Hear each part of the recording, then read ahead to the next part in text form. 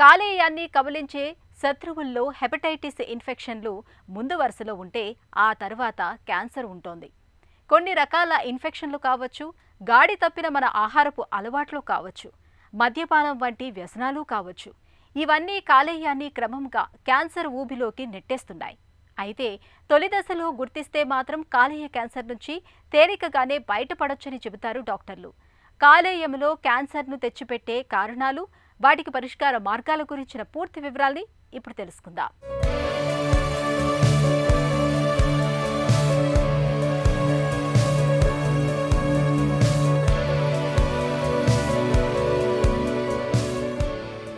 కాలేయం మన శరీరంలో అతిపెద్ద ప్రాసెసింగ్ ప్లాంట్. దాదాపు 500 రకాలకు పైగా విధుల్ని నిర్వహిస్తూ ఉంటుంది. ఆహారంలోని కొవ్వుల్ని వేరు చేసి శక్తిగా మారుస్తుంది. జీర్ణశక్తికి అవసరమైన పైత్య రసాన్ని నిరంతరం స్రవిస్తూ ఉంటుంది. రక్తంలోని హిమోగ్లోబిన్ కణాల నుంచి మన శరీరానికి అవసరమైన ఇనుమును తయారు చేస్తుంది. శరీరంలో విడుదలయ్యే హానికరమైన విషతుల్యాలను విరిచేస్తూ మనకు రక్షణ కవచంలా పనిచేస్తూ ఉంటుంది. ఇంతటి కీలకమైన అవయవానికి నేడు హెపటైటిస్ ఇన్ఫెక్షన్ల తర్వాత క్యాన్సర్ కణితులు అతిపెద్ద విపత్తుగా పరిణమిస్తున్నాయి. మనిషిలో ఉన్న అవయవాల్లో లివర్ అనేది అతి ముఖ్యమైన అవయవ భాగం అండి. ఈ లివర్లో కూడా మనం క్యాన్సర్ గడ్డలు అనేవి చూస్తూ ఉంటాం.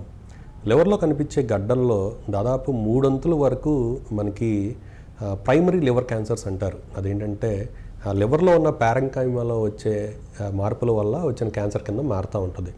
అది 2 విధాలుగా ఉంటుంది. ఒకటి హెపటోసెల్లార్ కార్సినోమా అవ్వచ్చు, లేదంటే కనుక ఆ లివర్ మధ్యలో ఉన్న బిలియరీ రాడికల్స్లో వచ్చే మార్పు వల్ల కొలాంజియో కార్సినోమా అంటారు. హెపటోసెల్లార్ కార్సినోమా కానీ లేదంటే కొలాంజియో కార్సినోమా కూడా మనకి ప్రైమరీ లివర్ క్యాన్సర్స్ కింద చూస్తాము. ఇంకొక పావు వంతు మటుకు మిగతా అవయవాల్లో ఎక్కడైనా క్యాన్సర్ గడ్డ ఉండి మనకి లివర్లో గడ్డ కింద పాకుతూ ఉంటుంది అనమాట. ఊపిరితిత్తుల్లో ఉండొచ్చు, పేగులో ఉండొచ్చు, కడుపులో ఉండొచ్చు, ఎక్కడున్నా కానీ క్యాన్సర్ ఉండి ఒకవేళ లివర్లో గడ్డలు పాకినట్లయితే కనుక దాన్ని మెటాస్టాటిక్ లివర్ డిసీజ్ అంటూ ఉంటాం. కాబట్టి ప్రైమరీ లివర్ క్యాన్సర్స్ దాదాపు 3 వరకు చూస్తూ ఉంటాము. లివర్ క్యాన్సర్కి ముఖ్య కారణం ఏంటంటే అండి క్రానిక్ లివర్ డిసీజ్. అంటే వివిధ రకాల కారణాల వల్ల అతి ముఖ్యంగా చెప్పుకోవాల్సింది ఏంటంటే ఎక్కువ రోజుల పాటు ఎక్కువ శాతం మద్యపానం చేయటం వల్ల కానీ లేదంటే వివిధ రకాల జబ్బుల వల్ల కానీ మనకేంటంటే ఆ లివర్ కనుక పాడైపోయినట్లయితే కనుక మనం దాన్ని క్రానిక్ లివర్ డిసీజ్, అతి ముఖ్యంగా సిర్రోసిస్ ఆఫ్ లివర్ అంటారండి. ఆ సిర్రోసిస్ ఆఫ్ లివర్ ఉన్న వాళ్ళలో దాదాపు 3 వరకు మనకి ఈ ప్రమాదకరమైన లివర్ క్యాన్సర్ కింద మారే అవకాశం ఉంటుంది. ఇదొక ముఖ్య కారణం. దీంతో పాటుగా ఇంకా మనం చెప్పుకోవాల్సింది ఏంటంటే కనుక హెపటైటిస్ ఇన్ఫెక్షన్, అతి ముఖ్యంగా hepatitis B infection and C infection.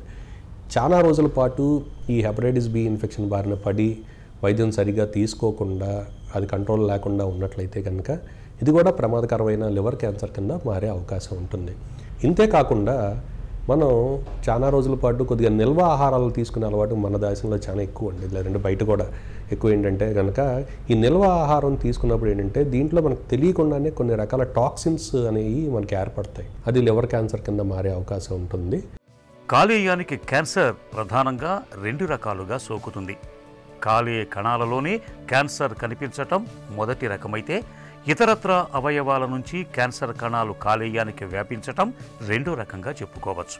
Hepatitis B viral infection సోకినప్పుడు, విపరీతంగా మద్యం సేవించే అలవాటు ఉన్నప్పుడు ప్రాణాధారమైన కాలేయానికి క్యాన్సర్ ముప్పు ఎక్కువగా ఉంటుంది. కాలేయంలో క్యాన్సర్ మొదలైన తొలినాళ్లలో బయటకు ఎలాంటి లక్షణాలు మనకు కనిపించవని చెప్తారు డాక్టర్లు. తొలి దశలో ఉన్నప్పుడు కానీ లివర్ క్యాన్సర్కి మనకి ఏ రకమైన లక్షణాలు అనేవి ఉండవు.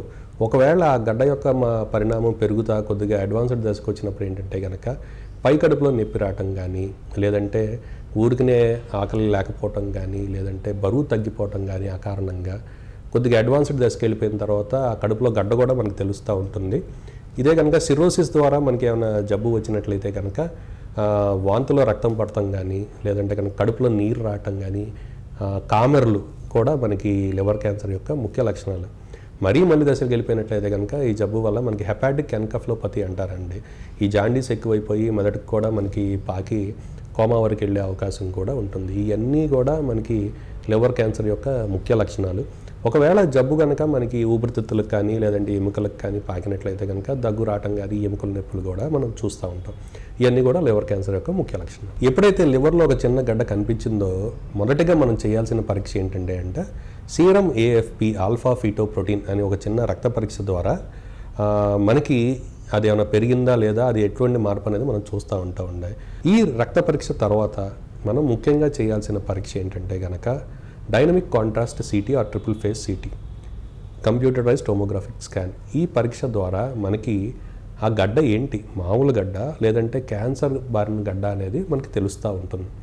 ఈ రక్త పరీక్ష, ఈ CT స్కాన్ పరీక్ష ద్వారా చూసుకుని మనకి ఆ CT స్కాన్లో కూడా మనకి స్కోరింగ్ అనేది ఇస్తారండి. లైరాట్ స్కోర్ అంటారు, liver imaging reporting and data system అంటారు. ఒకవేళ ఆ స్కోరింగ్లో మనకేమైనా క్యాన్సర్ ఉండే అవకాశం ఎక్కువగా ఉందని ఉన్నట్లయితే కనుక అప్పుడు మనం దీనికి లివర్ క్యాన్సర్ అని నిర్ధారించుకోవచ్చు. ప్రాణాధారమైన కాలేయంలో క్యాన్సర్ కణాలు వృద్ధి చెందుతున్న కొద్దీ ఆకలి మందగించటం, బరువు తగ్గిపోవటం, పొత్తి కడుపులో తరచూ తీవ్రమైన నొప్పి, తరచూ జ్వరం, పచ్చకామెర్లు సోకటం వంటి లక్షణాలు కనిపిస్తూ ఉంటాయి. అల్ట్రాసౌండ్ స్కానింగ్, బయాప్సీ, రక్తంలో ఆల్ఫా ఫీటోప్రోటీన్ వంటి పరీక్షల సాయంతో కాలేయంలో క్యాన్సర్ జాడల్ని ఇవాళ స్పష్టంగా పసిగట్టవచ్చు.